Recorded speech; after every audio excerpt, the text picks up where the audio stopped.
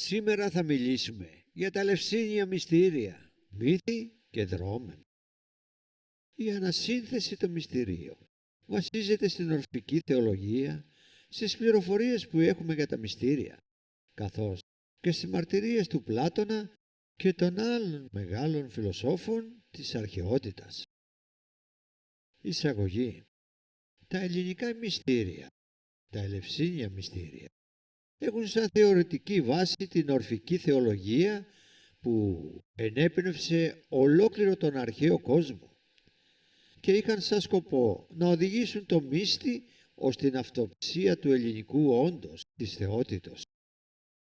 Υπήρχαν 4 φανερές βαθμίδες μοιήσεις και μία 5η βαθμίδα για την οποία δεν αναφέρονται πολλά, αλλά οι περισσότεροι δεν έφταναν καν στη 2η βαθμίδα. Έτσι, αυτοί που θα μπορούσαν να μιλήσουν πραγματικά για τα μυστήρια ήταν οι πραγματικοί μύστες, σαν τον Πλάτωνα, και όχι όσοι είχαν μια επιφανειακή εξωτερική σχέση με τα μυστήρια. Πολύ περισσότερο δεν θα μπορούσαν να είναι σε θέση να μιλήσουν οι μετέπειτα χριστιανοί πατέρες, όχι μόνο γιατί απέχουν χρονολογικά κάποιους αιώνες από την ακμή του ελληνικού πολιτισμού, αλλά προπάντως γιατί η έλλειψη πληροφοριών και η αμαθής εμπάθεια οδηγούσε ακόμα και φωτισμένα μυαλά σε μία διαστρεβλωμένη εικόνα των μυστηρίων που είναι ανάξια αναφοράς από φιλοσοφικής και από ιστορικής άποψης. Οι αμαθείς χριστιανοί θεωρούσαν όλους τους Έλληνες ανόητους και παρίστηναν τα μυστήρια, κάτι σαν θεατρική παράσταση. Όμως το να μιλάμε για κάτι που δεν γνώριζαν και μάλιστα να εκφέρουν γνώμη εμπνεόμενοι μόνο από μίσος, δεν δείχνει μόνο την έλλειψη λογικής, αλλά και βαθιά ανοησία και μικροπρέπεια. Οι 5 μυητικές βαθμίδες των μυστηρίων είναι: Α. Τα μικρά μυστήρια της Περσεφόνης, ψυχοσωματική κάθαρση, καθαρμοί που συμπεριλαμβάνουν όχι μόνο σωματικούς καθαρμούς, αποχή από ορισμένες τροφές, πράξεις, αλλά και απόρριψη επιθυμιών και ορέξεων, αλλά και υλικές σκέψεις προσανατολισμένες προς τον υλικό κόσμο. Β. Τα μεγάλα μυστήρια της κόρης, ψυχοδυναμική μοίηση, απελευθέρωση από τις ορμές της ψυχής, απάθεια, απελευθέρωση από το κύκλο της μετενσωμάτωσης. Γ. Τα μεγάλα υποπτικά μυστήρια των τιτάνων, υπέρβαση των νοητικών διαδικασιών και της πολλαπλότητος. Δ. Τα μεγάλα μυστήρια του Ζαγραία, έκταση, αυτοψία, ένωση με τη θεότητα, είναι απορρόφηση στην ενότητα του είναι. Ε. Τα άρρητα μυστήρια του Διός, η 5η μυητική βαθμίδα που οδηγεί ως την απορρόφηση στην θεότητα που αναφέρεται ενδεικτικά μόνο στο Πλάτωνα. Ολόκληρη η ελληνική φιλοσοφία, που ήταν όχι μόνο θεωρητική αντίληψη της πραγματικότητας, αλλά και μία βιοθεωρία, μία πρακτική ζωής, δεν είναι παρά σχόλια της μυστηριακής πρακτικής και ζωής. Ο Πλάτωνας υπήρξε ο μεγαλύτερος ίσως μύστης στην αρχαιότητα. Αναφέρθηκε με σεβασμό στα μυστήρια και είπε όσα του επιτρεπόταν να πει με καλυμμένο τρόπο. Στον Φέδωνα ταυτίζει απόλυτα το μυητικό σκοπό των μυστηρίων με το έργο της αληθινής φιλοσοφίας, που είναι η απελευθέρωση, λύσης της ψυχής από το σώμα. Στην πραγματικότητα, τα μυστήρια όπως διαμορφώθηκαν από την ορφική θεολογία και όπως τα γνώρισε ο Πλάτωνας, υπήρξαν οι ανεξάντλητοι δεξαμενοί όλης της ελληνικής φιλοσοφίας και σκέψης. Ο Πλάτωνας, αλλά και άλλοι μεγάλοι Έλληνες φιλόσοφοι, μόλις που ψέλισαν κάτι από το ιερό μυστικό. Ο Πλάτωνας δεν έκανε τίποτα άλλο από το να μεταφέρει και να εκλαϊκεύσει σε φιλοσοφικό και ψυχολογικό και ανθρωπολογικό επίπεδο τη μυστική θεωρία και πρακτική. Σύμφωνα με την ορφική θεολογία, ταύτιζε το άπειρο θείο με το αγαθό και το κοσμικό θείο λόγο που διαπερνά τα πάντα, τον Διόνυσο Σαγκραία με το είναι. Από το σώμα του λόγου που κομματιάζεται στη γλώσσα του μύθου, πολλαπλασιάζεται, προκύπτουν οι κόσμοι, ο νοητός κόσμος, ο κόσμος της κατώτερης ψυχής και εμψυχώνεται ο κόσμος της ύλης. Η πλατωνική θεωρία του όντος έχει καθαρά ορφική καταγωγή. Το όν ορίζεται από τον Πλάτωνα στις 5 εκδηλώσεις του. Δίας αγαθών, Σαγκρέας λόγος είναι, νους ψυχή, ύλη σώμα. Επίσης ο Πλάτωνας καθορίζει την απελευθέρωση του όντος από το σώμα και τον κόσμο και την ανάβασή του ως την θεότητα αγαθών σε 4 βαθμίδες. Απελευθέρωση από την κατώτερη υλική ψυχική, επιθυμητικό, ψυχοσωματικές λειτουργίες, απάρνηση του κόσμου. Απελευθέρωση από την αστρική ψυχή, θυμικό, ψυχοδυναμικές ροπές, απάθεια. Απελευθέρωση από την νοητική ψυχή, η νους, λόγος, νοητικές διαδικασίες. Περισυλλογή από την πολλαπλότητα και ανύψωση ως την ενότητα. Η θεωρία του είναι απορρόφηση στην ενότητα του είναι, ομοίωση με τον Θεό. Αντιστοιχεί μάλιστα στις 4 βαθμίδες της οντολογικής ανάβασης, τις 4 μεγάλες αρετές, φρόνηση, σοφροσύνη, ανδρεία, δικαιοσύνη. Μία 5η βαθμίδα της οντολογικής ανάβασης, απορρόφηση των αγαθών, μόλις που αναφέρεται από τον Πλάτωνα στα κείμενά του, στην 7η επιστολή του με επιφύλαξη. Στα βήματα του Πλάτωνα πάτησαν όλοι οι μεγάλοι φιλόσοφοι της αρχαιότητας, οι Στοικοί και ο Επίκουρος και ο Πλωτίνιος, ακόμα και ο Πλάτωνας μέσω των χριστιανών πατέρων πέρασε ολόκληρο στη χριστιανική θεολογία. Άλλωστε ο Ιησούς δεν διδάσκει κάτι διαφορετικό από τον Ορφέα, τον θεολόγο κατά τον Πλάτωνα και τον Πλάτωνα. Η ορφική θεολογία. Η ορφική θεολογία μολόντι αφομοιώνει όλη την ελληνική ισιώδια θεογονία, αναλύοντας και αποσαφηνίζοντας τις νοήτους μεταφυσικούς όρους, όπως το χάος, ο φάνης έρος και τις διαλεκτικές σχέσεις πνευματικού κουκούλι στοιχείου. Εν τούτης, από τον 7ο π.Χ. αιώνα και αποδεδειγμένα από τον 6ο π.Χ. αιώνα και μετά, έχει εκαθιδρυθεί η αντίληψη μιας και μόνης πνευματικής αρχής που εκπροσωπείται από το Δία.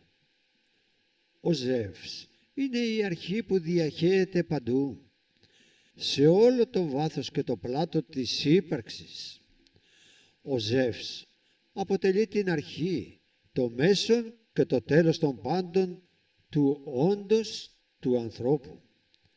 Ο ίδιος ο Πλάτωνας αναφέρεται στους νόμους και αλλού, στον παλαιό λόγο και τον οποίον ο μεν δι Θεός αρχήν και τελευτήν και μέσα των όντων απαντών έχει. Και στο αποδιδόμενο στον Αριστοτέλη σύγγραμμα περί κόσμου αναφέρεται Ζεύς πρώτος εγένετο, Ζεύς ίστατος αρχικέραυνος, Ζεύς κεφαλή, Ζεύς μέσα, Διός δε εκ πάντα τελείται, Ζεύς πυθμή γαΐης και ουρανού αστερόεντος. Η ορφική θεολογία διαποτίζει το ελληνικό πνεύμα για τουλάχιστον 12 αιώνες μέχρι την πολιτική επικράτηση του εξωτερικού εκκλησιαστικού χριστιανισμού και διασώζεται μέσα στην παγκόσμια φιλοσοφική σκέψη από τον Δία, την άρρητη και άγνωστη αρχή, τον υπέρτατο όλων θεών, γεννιέται στους κόλπους της απόκρυφης φύσης, της δημιουργίας και εξέλιξης, που εκφράζεται από την προκοσμική Δήμητρα, Διό, η κόρη, ο Ζαγρέας, που είναι η κοσμική ουσία στην απλότητα της είναι και από την οποία θα προέρθουν όλα τα μέσα στη δημιουργία. Ο Ζαγρέας είναι το είναι το φιλοσόφων, Πλάτωνας, ο λόγος των Στοικών που βρίσκεται στη βάση των πάντων, αλλά μέσα στην ουσία του όντως είναι. Εκδηλώνονται ήδη διασπαστικές τάσεις που θα οδηγήσουν στη πολλαπλότητα, σε θεϊκό επίπεδο στην αρχή και μετά στους κατώτερους κόσμους. Σύμφωνα με το μύθο, δηλαδή τον αλληγορικό λόγο, στο νοηματικό υπόστρωμα του οποίου υποδηλώνεται ένα διαφορετικό νόημα από τα λεγόμενα που μόνο οι μύστες μπορούν να αποκωδικοποιήσουν, αφού χρειάζεται ειδική ανάγνωση κάτω από τις λέξεις για την κατανόηση του πραγματικού νοήματος, ένα κλειδί αποκωδικοποίησης. Όταν ο Ζαγρέας παίζει με τα παιχνίδια που του έφεραν οι Τιτάνες και αντικρίζει το είδωλό του στο καθρέφτη, ξεκινά η πρώτη διάσπαση. Σε ένα τελετουργικό κατασπαραγμό, οι Τιτάνες θα κομματιάσουν το σώμα του Θεού και αφού το βράσουν τελετουργικά θα το καταπιούν, αφομοιώνοντας το θείο στοιχείο μέσα σε ξεχωριστές οντότητες. Αλλά η διάσπαση του θείου όντως, τουλάχιστον σε θεϊκό επίπεδο, δεν είναι δυνατή και τελειωτική. Η καρδιά του όντως μένει ζωντανή και το όν αναγεννιέται στην πλήρη ενότητά του. Ο Ζαγρέας θα ξαναγεννηθεί σαν Διόνυσος, γιος του Δία από τη Σέμελη, ένα άλλο όνομα της γης. Αυτό σημαίνει ότι το είναι παραμένει είναι. Ακόμα και όταν διασπάται, διατηρεί την ενότητά του σαν πραγματική ουσία ακόμα και όταν διαχωρίζεται. Η διάσπαση δεν μπορεί ποτέ να είναι απόλυτα πραγματική. Εξάλλου, επειδή ακριβώς η διάσπαση του όντως δεν είναι δυνατή στην ουσία του και γι' αυτό και οι Τιτάνες δεν μπορούν να επιβιώσουν τουλάχιστον σε θεϊκό επίπεδο και κατακεραυνώνονται και γίνονται στάχτες. Στην πραγματικότητα η διάσπαση του όντως, ο κατασπαραγμός του Θεού, δεν είναι παρά η φυσική εξέλιξη και οι Τιτάνες δεν κάνουν τίποτε άλλο από το να προωθούν την εξέλιξη της δημιουργίας. Η τελετουργική πράξη τους δεν είναι κακή και αμαρτωλή, παρά μόνο από την άποψη της κατάβασης του όντως, από την ενότητα της πολλαπλότητας, της κατάβασης σε κατώτερα οντολογικά πεδία, κόσμους. Από τις τάχτες των κατακεραυνωμένων Τιτάνων θα γεννηθούν όλα τα όντα και οι άνθρωποι. Τα όντα που θα γεννηθούν έτσι έχουν μέσα τους το Θεό, τον ενοποιό λόγο των φιλοσόφων, την πραγματική θεϊκή ουσία του όντως, την ενότητα του είναι, το διονυσιακό στοιχείο και τη τιτανική φύση, την ορμή προς την πολλαπλότητα και την ατομικοποίηση, την ατομικότητα. Αυτά τα όντα θα γεννηθούν σε διάφορες βαθμίδες στον ουράνιο νοητικό τόπο, σαν νοητικές ψυχές, νόες, σύμφωνα με τους φιλοσόφους, αλλά λόγω της τιτανικής φύσης τους δεν θα μπορέσουν να επιβιώσουν εκεί και θα ξεπέσουν στον κόσμο της φύσης που εκπροσωπείται από τη Δήμητρα. Η Δήμητρα, Δήμητυρ, γη μητέρα, είναι η υπερφύση. Η παγκόσμια ψυχή είναι αληθινή γη όπου κατοικούν τα όντα σαν ψυχές, αστρικές ψυχές, και είναι η Δήμητρα με τις ψυχές που θα εμψυχώσει τον κάτω κόσμο της ύλης. Ο κόσμος της ύλης είναι ο κόσμος του Πλούτονα, του Άδη, ο κόσμος των νεκρών. Ο κόσμος του Πλούτονα είναι ο κάτω κόσμος, και για όσους βρίσκονται στην αληθινή γη της Δήμητρας ψυχή, σε σπήλαια και κοιλότητες της αληθινής γης, στον κόσμο των νεκρών. Βλέπουμε εδώ ότι υπάρχει μια πλήρη ανατροπή της εικόνας της ζωής που είχε ο απλός άνθρωπος. Ο κόσμος των ψυχών που κατοικούν αυτοί που δεν έχουν γεννηθεί ή έχουν πεθάνει είναι ο αληθινός κόσμος, και τούτος εδώ ο κόσμος της ύλης είναι πραγματικά ο κόσμος των νεκρών. Η ψυχή στον τόπο της Δήμητρας, της παγκόσμιας ψυχής, της αληθινής γης, που εκπροσωπείται στον μύθο, στον αλληγορικό λόγο από την κόρη, όχι την προκοσμική κόρη, τη μητέρα του Ζαγραία, αλλά την κόρη της Ελευσίνιας μυθολογίας που διασώζεται στον Όμηρο. Στον ύμνο του για τη Δήμητρα, λόγω της τιτανικής φύσης της, αρπάζεται κυριολεκτικά από τον Πλούτονα της ύλης και κατοικεί στον κόσμο των νεκρών, μέσα σε ένα σώμα. Σώμα είναι το σήμα της ψυχής.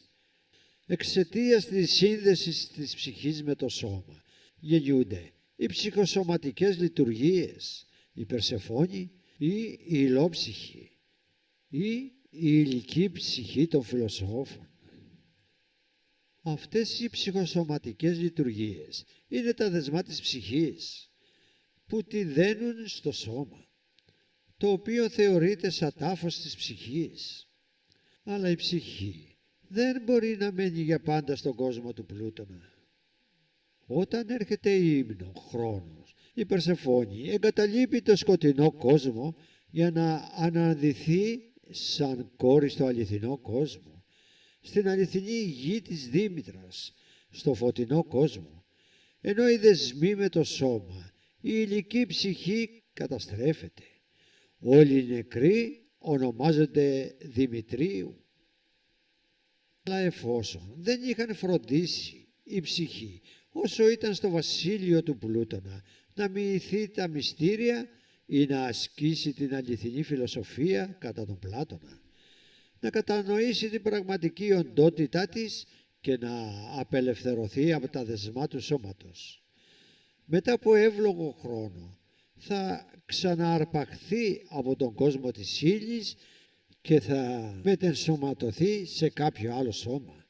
Μετενσωμάτωση, μετεψύχωση. Ο Πλάτωνας γράφει στο Φέδωνα ότι οι ζωντανοί προέρχονται από τους νεκρούς και οι νεκροί από τους ζωντανούς. Και έτσι ο μύθος της κόρης Περσεφόνης, ψυχή και ολόψυχης αντίστοιχα, ερμηνεύεται σαν κύκλος της ζωής και του θανάτου στον αληθινό κόσμο και στον κόσμο της ύλης αντίστοιχα. Ο κύκλος της μετεμψύχωσης που ακολουθεί κάθε ψυχή. Η αθάνατη κόρη της Δήμητρας γίνεται θνητή σύζυγος του Πλούτονα. Η Περσεφόνη θα ξαναβγεί στον αληθινό κόσμο σαν κόρη και έτσι συνέχεια. Η συσχέτιση του μύθου με το κύκλο της ζωής στη γη, βλάστηση, στάρι κλπ. Δεν είναι άστοχος. Εντούτοις αποτελεί μία πολύ επιφανειακή εξήγηση των μυστηρίων. Απλά οι Ελευσίνοι μύστες, για να μιλήσουν για την αληθινή ζωή και το κύκλο της ζωής, χρησιμοποίησαν την παραβολή της βλάστησης και ιδιαίτερα του σταριού, κάτι που έκανε και ο Ιησούς όταν μιλούσε με παραβολές. Αλλά ο μύθος λέει πολύ περισσότερα, τουλάχιστον για όσους γνωρίζουν την αλληγορική γλώσσα των μύθων. Είναι ολοφάνερο ότι η ορφική θεολογία, όπως διαμορφώθηκε τον 7ο και τον 6ο π.Χ. αιώνα και διδάσκονταν στα Ελευσίνια μυστήρια, αποτελεί σύνθεση διαφορετικών παραδόσεων. της λατρείας του Ζαγραία Διονύσου, που αποτελεί μετεξέλιξη της εκστατικής διονυσιακής λατρείας και που προήρθε από την ορφική μεταρρύθμιση και της Ελευσίνιας μυθολογίας σε ένα αρκετά συγκροτημένο σύνολο και μία ενιαία θεώρηση της πραγματικότητας. Ο σκοπός των μυστηρίων. Ο πραγματικός σκοπός των μυστηρίων ήταν όχι μόνο να μοιήσει τον άνθρωπο στη γνώση του πραγματικού όντος, στο αληθινό νόημα της μεταηλικής ζωής και του θανάτου μέσα στην ύλη, αλλά προπάντων να τον απελευθερώσει από τα δεσμά του σώματος, από τον κύκλο των μετενσωματώσεων, ώστε να ανέλθει πάλι στους ουράνιους κόσμους από τους οποίους έπεσε. Τα μυστήρια τελούνται 2 φορές το χρόνο. Στην Εαρινή τα μικρά μυστήρια και στην Φθινοπορεινή τα μεγάλα μυστήρια, η Σημερία, που συμβολίζουν την κατάβαση της ψυχής στον κόσμο της ύλης, στο βασίλειο του Πλούτονα, και την ανάβαση της ψυχής στον κόσμο της υπερφύσης, της αληθινής γης, στο βασίλειο της Δήμητρας, της παγκόσμιας ψυχής αντίστοιχα. Τα μικρά μυστήρια της Περσεφόνης εν άγρες, κάθαρση και αναγέννηση. Τα μικρά μυστήρια της Περσεφόνης στην Άγρα γίνονταν το μήνα των Ανθεστηρίωνα, Φεβρουάριος, Μάρτιος, όταν πλησίαζε η Εαρινή, η Σημερία. Η περιοχή της Άγρας εκτείνονταν από το πρώτο νεκροταφείο μέχρι το Παναθηναϊκό στάδιο. Περιλάμβανε το λόφο της Άγρας και όλη την περιοχή πάνω από τον Ηλισσό μέχρι το λόφο Αρδιτό. Εκεί, σε μια κατάφυτη περιοχή και όχι μακριά από την πηγή της Καλλιρόης, υπήρχε ο ναός της Δήμητρας και της Περσεφόνης, όπου τελούνταν τα μικρά μυστήρια, τα εν άγρας. Ο ναός αυτός και τα μυστήρια σχετίζονταν με το εξωτερικό γήινο κόσμο, ενώ ο ναός στην Ελευσίνα σχετίζονταν με την εσωτερική ζωή της ψυχής και τα μεταθανάτια μυστήρια. Τους υποψήφιους μύστες δίδασκε ο Ιεροφάντης, ο αρχιερέας της Ελευσίνας και η μυσταγωγή. Σε αυτήν τη μοίηση ήταν δεκτοί όλοι, κάθε άνθρωπος, με προϋπόθεση ότι ήταν καθαρός άνθρωπος και δεν είχε διαπράξει φόνο ή κάποιο άλλο μεγάλο κακό.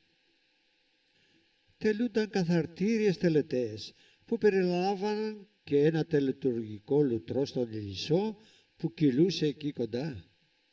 Στην πραγματικότητα όμως, πέρα από τη διδασκαλία και όσα τελούνταν εξωτερικά, τα πραγματικά μυστήρια βιώνονταν μέσα στη ψυχή του καθενός που δεχόταν τη μοίηση. Τα μυστήρια είχαν σαν αντικείμενο την απελευθέρωση της ψυχής από τις ψυχοσωματικές λειτουργίες που την έδαιναν με το σώμα. Ο μύστης έπρεπε να αποκτήσει φρόνηση και να διευθετήσει τις ψυχοσωματικές λειτουργίες. Η καθαρή σωματική ζωή, η αποχή από βρώμικες τροφές, αλλά και η τελετουργική καθαρμή δεν ήταν παρά ένα εξωτερικό στάδιο στην εξέλιξη. Ο μύστης έπρεπε ακόμα να καθαρθεί από ωρέξεις, επιθυμίες, πάθη που τον έδαιναν με τα υλικά πράγματα. Σε ένα ακόμα πιο ψηλά επίπεδο έπρεπε να αποβάλει όλες τις σκέψεις που στρεφόταν προς τον υλικό κόσμο και να ανυψώσουν το νου του στην αληθινή ζωή που είναι πέρα από τον υλικό κόσμο. Αυτή η ψυχοσωματική κάθαρση ήταν απαραίτητη προϋπόθεση για να περάσει κάποιος από την εξωτερική ζωή της γης στην εσωτερική ζωή της ψυχής. Αυτό είναι το πραγματικό νόημα της αναγέννησης. Αν και όσοι μειώνταν στα μικρά μυστήρια έφεραν το τίτλο του μύστη, στην πραγματικότητα μόνο όσοι ολοκλήρωναν την ψυχοσωματική κάθαρση, όσοι αναγεννήθηκαν πραγματικά ήταν σε θέση να γίνουν αληθινοί μύστες στα μεγάλα μυστήρια που γίνονταν στη φθινοπορεινή ησημερία στην Ελευσίνα. Τα μεγάλα μυστήρια στην Ελευσίνα γενικά. Τα μεγάλα μυστήρια στην Ελευσίνα γίνονταν στο ναό της Δήμητρας στην Ελευσίνα. Ο μήνας βοηδρομιώνα, Σεπτέμβριο-Οκτώβριος, όταν πλησίαζε η φθινοπορεινή ησημερία και διαρκούσαν 9 ημέρες. Υπήρχαν 4 βαθμίδες μοιήσης.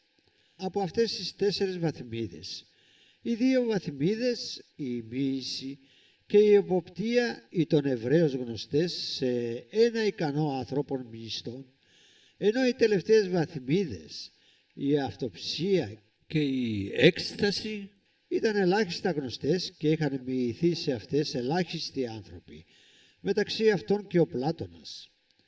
Το γεγονός ότι υπήρχαν αυτές οι βαθμίδες μοιήσεις αποδεικνύεται από τις μαρτυρίες του Πλάτωνα στα κείμενά του και άλλων φιλοσόφων, από τα λεγόμενά τους και τις αναφορές τους σε αυτά. Οι 5 βαθμίδες μοιήσεις, μαζί με την πρώτη βαθμίδα μοιήσης των μικρών μυστηρίων που είχε προηγηθεί, ήταν α. Τα μικρά μυστήρια της Περσεφόνης, κάθαρση και αναγέννηση. Β. Τα μεγάλα μυστήρια της κόρης, μοίηση και λύσεις, η απελευθέρωση από τον κύκλο της μετενσωμάτωσης. Γ. Τα μεγάλα εποπτικά μυστήρια των τιτάνων, εποπτεία και ενοποίηση του όντος. Δ. Τα ιερά μυστήρια της ιερής μετάληψης του Ζαγραία, αυτοψία και ένωση με το Θεό. Ε. Τα άρρητα μυστήρια του Διός, έκταση και απορρόφηση στο Θεό. Στα μεγάλα μυστήρια, εκτός από τη μοίηση που ήταν μυστική και άρρητη στις υψηλές βαθμίδες, γινόταν και δημόσιες γιορτές και τελετουργίες, στις οποίες συμμετείχε όλος ο λαός. Οι δημόσιες εκδηλώσεις είναι γνωστές και δεν παρουσιάζουν κάποιο ιδιαίτερο ενδιαφέρον. Το πραγματικό περιεχόμενο των μυστηρίων όμως είναι η μοίηση στα μυστήρια της ψυχής. Οι δημόσιες εκδηλώσεις στη κλασική περίοδο ήταν 1. Η ιερή πομπή ιερέων της Ελευσίνας με ιερά αντικείμενα ξεκινούσαν από την Ελευσίνα μέσω της Ιεράς Οδού και έφταναν έως το εν άστι Ελευσίνιο στην Αθήνα, στους πρόποδες της Ακρόπολης. 2. Αργυμός και πρόρηση στην ποικίλη στοά της Αθηναϊκής αγοράς, συγκέντρωση των υποψηφίων μισθών και ανακοίνωση της έναρξης των μυστηρίων και των προϋποθέσεων συμμετοχής στα μυστήρια. 3.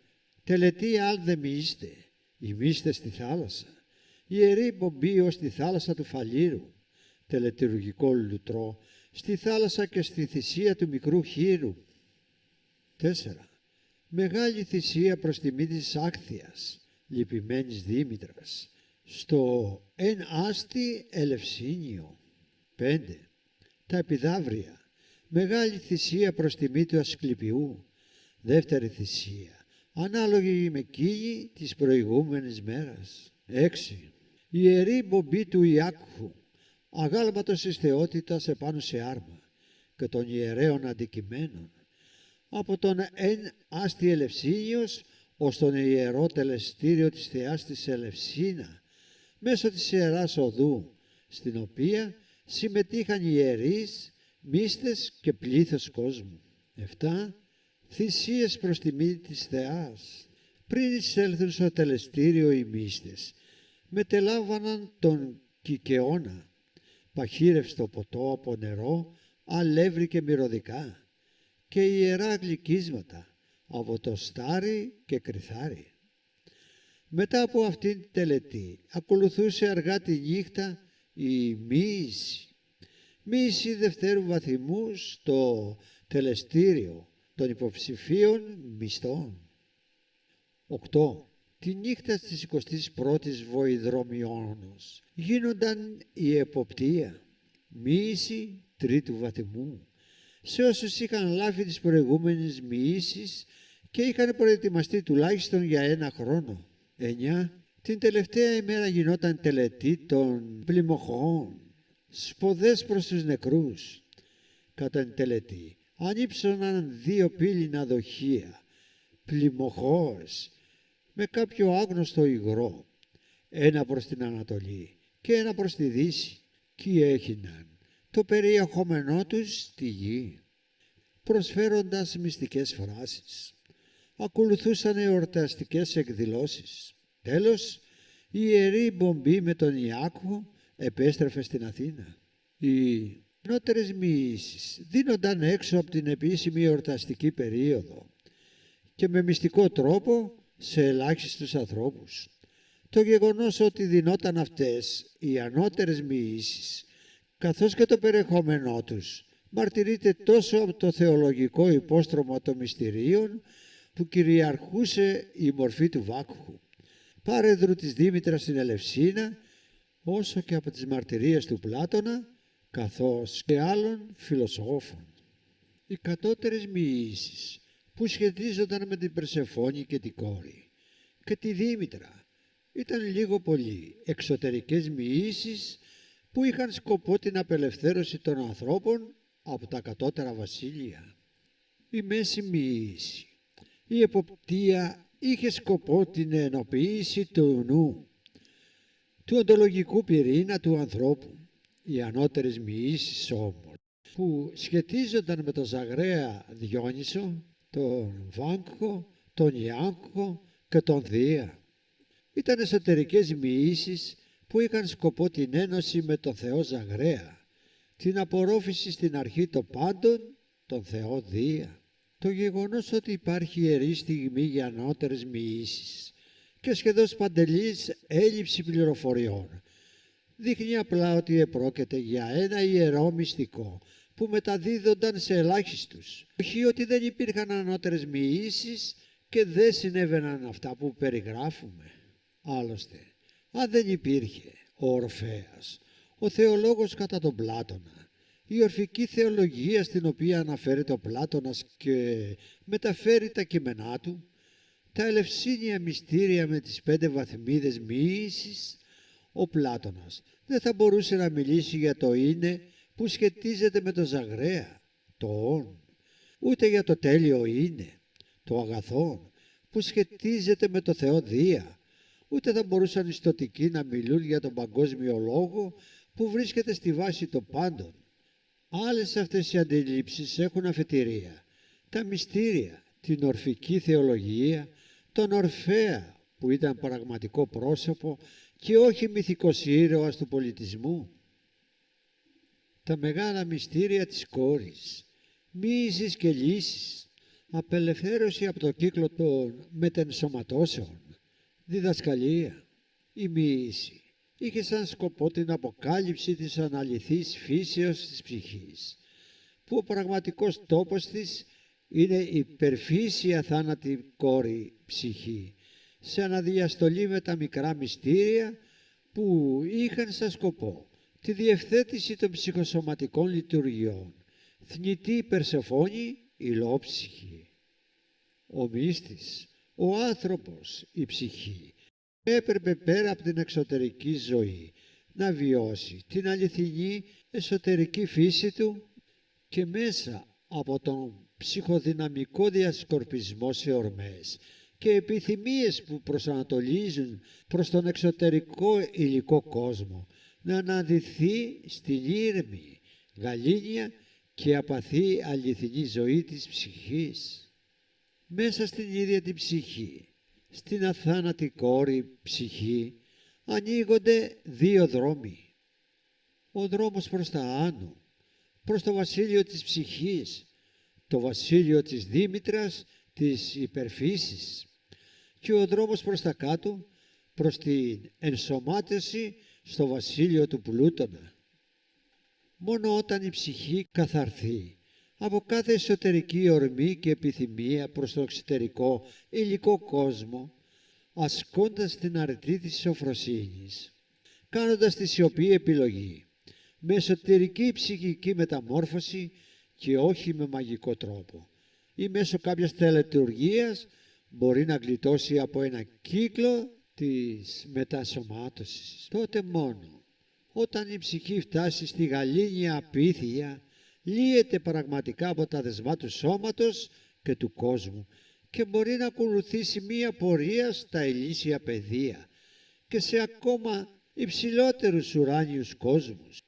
Αυτή ήταν η λύση από το σώμα, αλλά δεν ήταν το τελικό στάδιο στην εξέλιξη της ψυχής.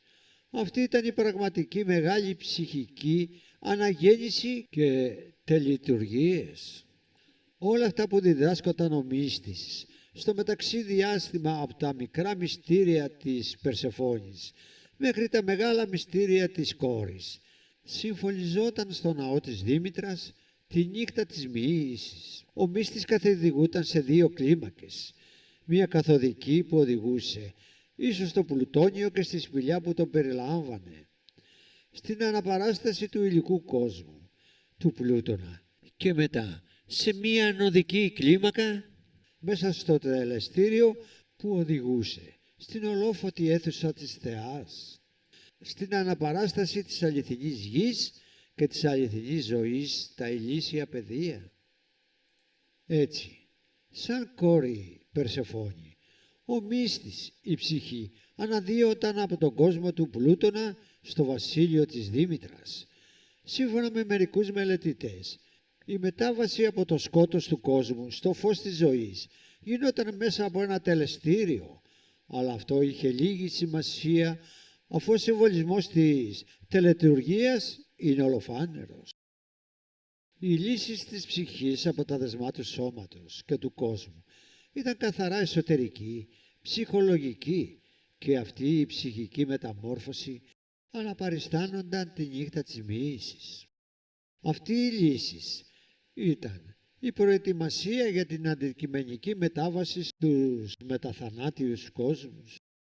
Η τελετουργία δεν ήταν απλά μια θεατρική αναπαράσταση των δύο κόσμων. Η τελετουργία συμβόλιζε και την προσωπική εσωτερική λύση του μύστη και την αντικειμενική μετάβασή του στο μεταθάνατιο κόσμο. Εξάλλου, οι μεταθανάτιοι κόσμοι ήσαν εσωτερικοί, μη υλικοί κόσμοι και όχι τόποι μέσα στο ίδιο κοσμικό χώρο. Τα μεγάλα εποπτικά μυστήρια των Τιτάνων, εποπτεία και ενοποίηση του όντος, διδασκαλία. Έναν χρόνο μετά τη μοίηση, στα μυστήρια της ψυχής, τη νύχτα της 21ης Βοηδρομιώνος, την προτελευταία ημέρα των εορταστικών εκδηλώσεων στην Ελευσίνα, μπορούσαν όσοι μύστες ήταν έτοιμοι, είχαν δηλαδή αποδεδειγμένα πραγματοποιήσει τη λύση της ψυχής από τα δεσμά του σώματος και του κόσμου, και αυτό φαινόταν όχι μόνο από την προσωπική ψυχολογική μεταμόρφωση του μύστη, αλλά και από τον έλεγχο του μύστη από τους μυσταγωγούς να λάβουν τη τρίτη μοίηση, την εποπτεία. Με άλλα λόγια, να λάβει κάποιος την εποπτεία έπρεπε πλήρη πραγματικούς όρους και όχι απλά τυπικές προϋποθέσεις. Η συμμετοχή στην εποπτεία απαιτούσε οντολογική μεταμόρφωση του μύστη και όχι μία απλή συμμετοχή στην τελετουργία.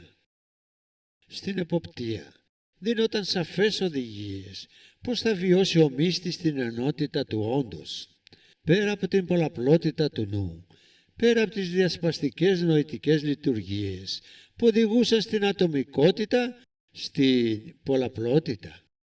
Ο νους είναι που εκδηλώνει κατά εξοχήν τη τιτανική φύση του όντος και είναι ακριβώς το ξεπέρασμα αυτής της φύσης που μπορεί να αποκαλύψει τη θεία φύση μέσα στο όν, διονυσιακή φύση, θεϊκό στοιχείο, το αληθινό είναι. Η ανάβαση από την κεντρόφυγο δραστηριότητα της αντίληψης της ανακυκλώμενης διαδικασίας διανόησης και από εκεί στην κεντρόμυλο επίγνωση της ατομικότητας του εγώ οδηγεί τελικά στη συνειδητοποίηση της βαθύτερης ελληνικής οντότητας που προέρχεται, βασίζεται και ολοκληρώνεται με το «όνει είναι». Το ξεπέρασμα της νοητικής ατομικότητας που μας κρατά στον κόσμο της πολλαπλότητας, η εγκατάλειψη του εγώ, ο νοητικός θάνατος, είναι απόδειξη της αναλυθής ανδρείας, της τρίτης μεγαλύτερης αρετής. Μόνο όταν αναπτύξουμε στο έμπαρκο την αρετή της ανδρείας και πεθάνουμε νοητικά, μπορούμε να αναγεννηθούμε σαν Θεός, να εκδηλώσουμε δηλαδή το θεϊκό διονυσιακό στοιχείο που αποτελεί την αληθινή οντότητά μας. Αυτή η δεύτερη μεγάλη νοητική αναγέννηση ανυψώνει την οντότητα, τη ψυχή, από το βασίλειο της Δήμητρας, τα ελίσια παιδεία, στο επουράνιο τόπο που κατέβηκαν οι νοητικές ψυχές. Επαρκή στοιχεία για την εποπτεία, τη τρίτη βαθμίδα μοίησης δεν υπάρχουν. Μόνο έμεσα, μέσα από την ορφική διδασκαλία και τον Πλάτωνα που είχε αποδεδειγμένα μύθι, μπορούμε να ανασυνθέσουμε και να διευκρινίσουμε το πραγματικό περιεχόμενό της.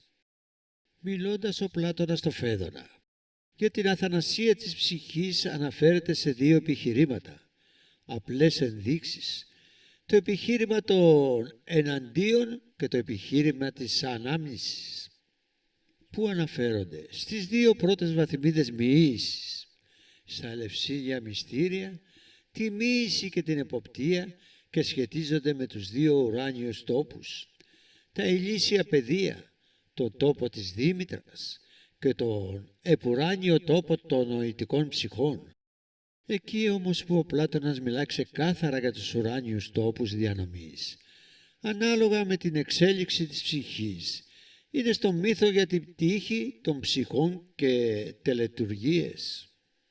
Και τη νύχτα της εποπτείας γίνονται κάποιες τελετουργίες που σχετίζονταν με το κοσμογονικό, οντολογικό και ψυχολογικό μύθο της διάσπασης του όντος από τις τιτανικές δυνάμεις που οδηγούσε στην ατομικότητα και την πολλαπλότητα. Τι ακριβώς λεγόταν και πώς αναπαρίσταναν το διασπαραγμό δεν είναι επακριβώς γνωστό. Οι τελετουργοί αυτοί προέρχονταν από τη μεταρρύθμιση της διονυσιακής ομοφαγίας, δηλαδή την πραγματική τελετουργική αναπαράσταση του κατασπαραγμού του Ζαγραία με τη μορφή του ταύρου από τους Τιτάνες. Γινόταν χρήση κάποιων τελετουργικών αντικειμένων, τα παιχνίδια με τα οποία ξεγέλασαν οι Τιτάνες στον Ζαγραία. Είναι επίσης βέβαιο ότι γινόταν κάποιο είδος ιερής μετάληψης και κοινωνίας με το Θεό, της οποίας αγνοούμε το υλικό που είχε αντικαταστήσει τη διονυσιακή ομοφαγία. Τα μεγάλα μυστήρια της ιερής μετάληψης του Ζαγραία, αυτοψία και ένωση με το Θεό, διδασκαλία. Στην τέταρτη βαθμίδα μοιήσης, τα μυστήρια του Ζαγραίου, του Θείου όντως, οδηγούνται έξω από το εορταστικό κύκλο των ελευσινίων μυστηρίων. Όσοι μύστες ήταν σε θέση να κατανοήσουν την ενότητα του όντως και να βιώσουν προσωπικά το μυστήριο του αναγεννόμενου Θεού, που μολόντι διασπάται σε πολλαπλότητα, αναγεννάται πάλι, ανασταίνεται ξανά στην ενότητά του. Ο Ζαγρέας της θεολογικής θεολογίας είναι το «ον» που βρίσκεται μέσα σε όλα. Διαχέεται μέσα σε όλα και συνεχεί τα πάντα. Είναι το «είναι» του Πλάτωνα και των φιλοσόφων. Είναι ο κοσμικός λόγος των Στοικών. Η ανύψωση ως την ενότητα του όντος είναι δυνατή όταν υπερβαίνονται οι διασπαστικές διαδικασίες του νου. Σε αυτή την κατάσταση ενότητος, το υποκείμενο διαχέεται στο υπερβατικό αντικείμενο, στη κοσμική πραγματικότητα του Θεού. Σε αυτή την κατάσταση που ξεκινά σαν επίγνωση της ενότητας, της οντότητας, ξεπερνιέται κάθε αντίληψη και κάθε ορμή ατομικοποιήσεως. Το «ον» αποκαθίσταται στην αρχική ενότητά του. Αυτός που φτάνει, ο μύστης, σε αυτό το μυστικό βάθος ύπαρξης, αναγεννιέται στην ενότητα. Όπως ο Θεός Ζαγρέας γίνεται δευτερογεννημένος, ταυτίζεται με τον Θεό. Η αληθινή οντότητα για κάθε όν είναι ο ζωντανός Θεός, ο Διόνυσος, το διονυσιακό στοιχείο που αναγεννιέται διαρκώς μέσα στην ενότητά του. Πέρα από την επιφανειακή ατομικότητά του και την απατηλή πολλαπλότητα.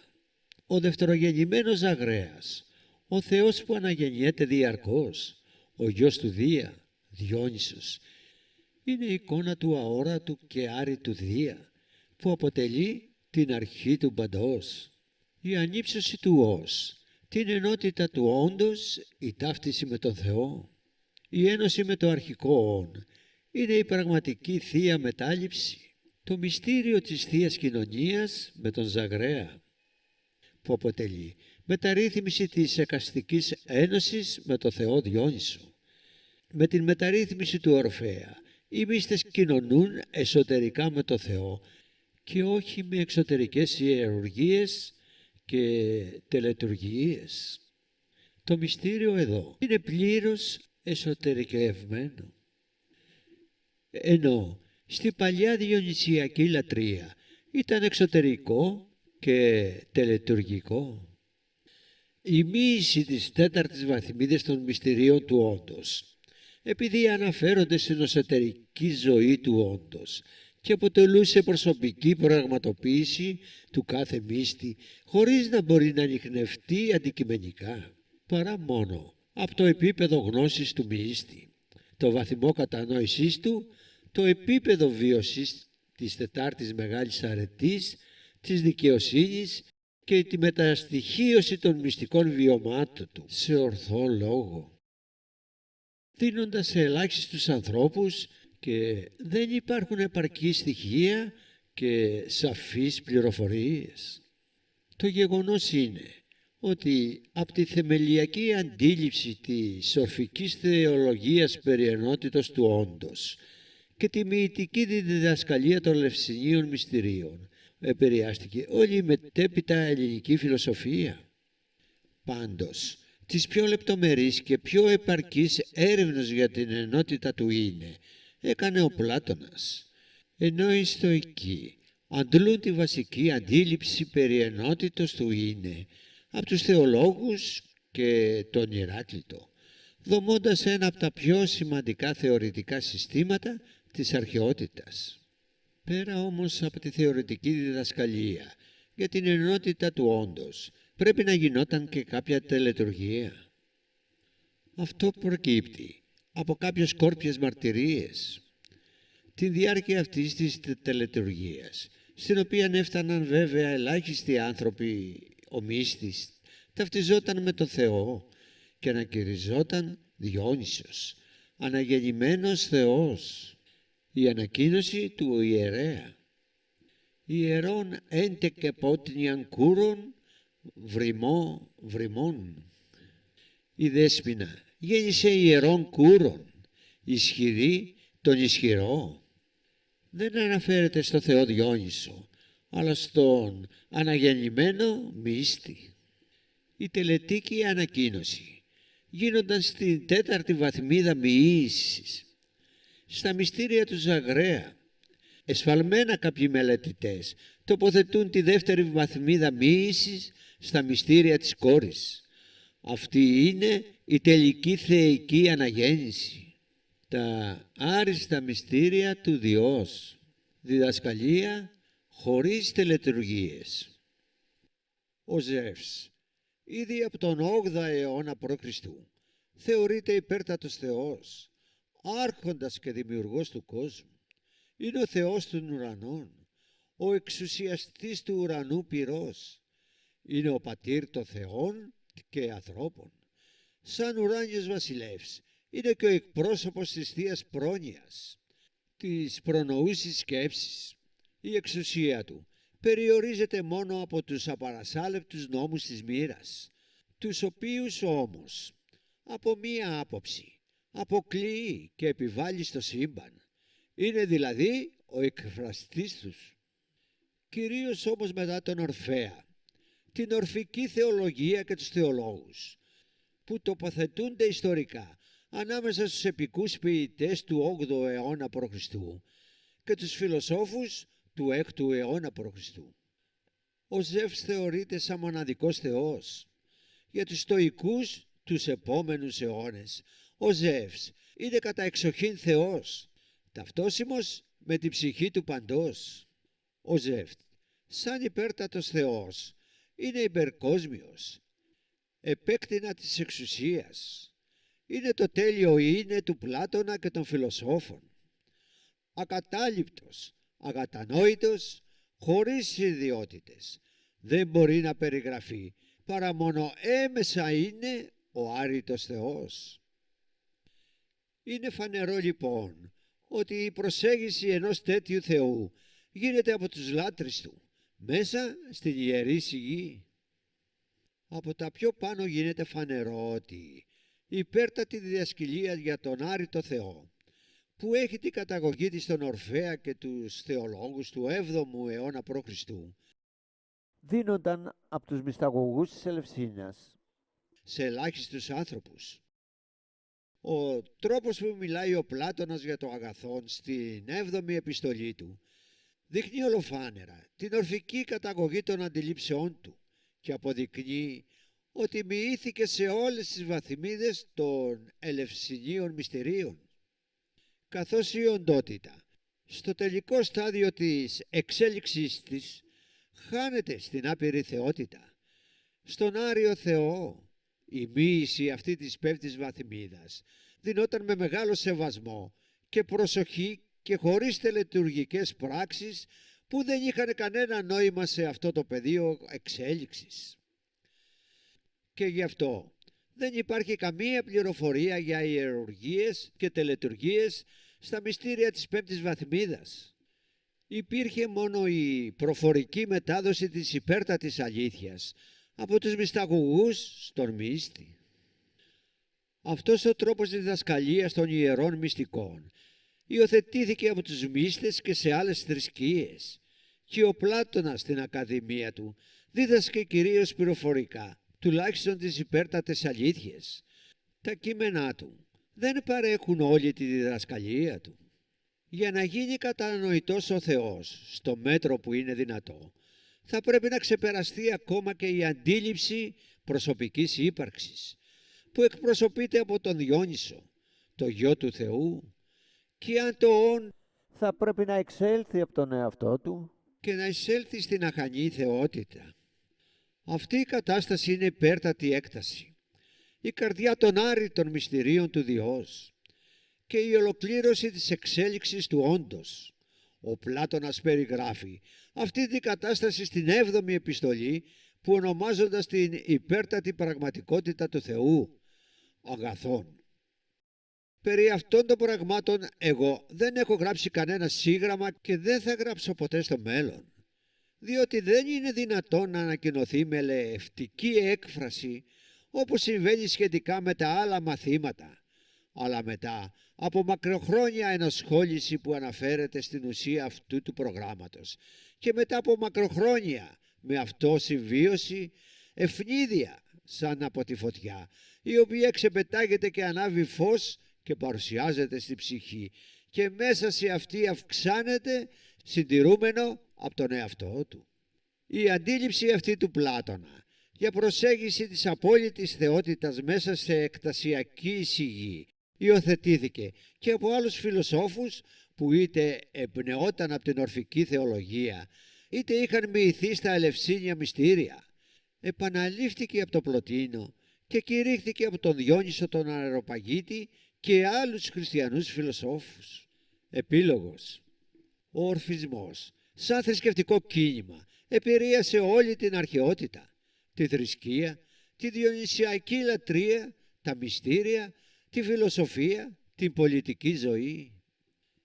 Αντιλήψεις από ότι υπάρχει ένας και μοναδικός Θεός, ότι ο Γιος του Θεού, Διόνυσος, είναι η κοσμική ουσία του παντός, δια του οποίου γίνονται όλα. αντιλήψεις περί ψυχής, μετανσωμάτωσης κλπ. Αλλά και θρησκευτικές πρακτικές που έχουν σκοπό τη λύση της ψυχής από τα δεσμά του σώματος του κόσμου και την ανάβασή της ως την θεότητα, ομοίωση με τον Θεό, διαποτίζουν όλη την αρχαία σκέψη και επηρέασαν ακόμα και τον χριστιανισμό. Ακόμα και σε θρησκευτικό τελετουργικό επίπεδο, πολλές ιερές συνήθειες των αρχαίων Ελλήνων, όπως η ιερή μετάληψη, μεταρρύθμιση της αρχαίας διονυσιακής ομοφαγίας, τελετουργίες, καθαρμή και άλλες συνήθειες της λαϊκής θρησκευτικότητας πέρασαν είτε αυτούσιες είτε μεταρρυθμισμένες στον χριστιανισμό. Αυτοί που υποκρύπτουν μέχρι σήμερα τα πραγματικά στοιχεία για την αρχαία θρησκευτικότητα και τη σχέση της με τον χριστιανισμό, θέλοντας να παρουσιάσουν τον χριστιανισμό σαν την μοναδική θεϊκή προέλευση θρησκεία, δεν προσφέρουν καμία υπηρεσία στην αλήθεια και στην ανθρωπότητα. Αυτό δεν σημαίνει επειδή ο Ορφέας προηγήθηκε του Ιησού και είπε κάποια πράγματα για τη Θεία Πραγματικότητα, ότι ο Ιησούς δεν είναι θεϊκό πρόσωπο και ότι δεν είπε την αλήθεια.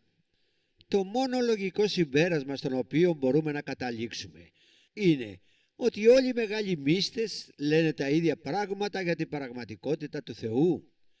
Οι σοφοί των Ουπανισάδ, ο Βούδας, ο Λάο Τσε, ο Ορφέας, ο Ιησούς, οι μυστικοί της Καμπάλα και οι Σούφοι μυστικοί δεν περιγράφουν παρά αυτά που βιώνουν από την υπερβατική πραγματικότητα. Όμως οι οπαδοί τους που δεν κατανοούν πως δεν βιώνουν τη ζωντανή Θεία Πραγματικότητα και έχουν άλλα διανοητικά υλικά συμφέροντα και μένουν στις περιγραφές και φιλονικούν για τα λόγια. Όμως η πραγματικότητα είναι ζωντανή, τα λόγια είναι νεκρά, φλούδες ξερές του βιώματος. Τι αξία έχουν? Καμία. Εάν σας άρεσε αυτό το βίντεο, παρακαλώ κάντε εγγραφή.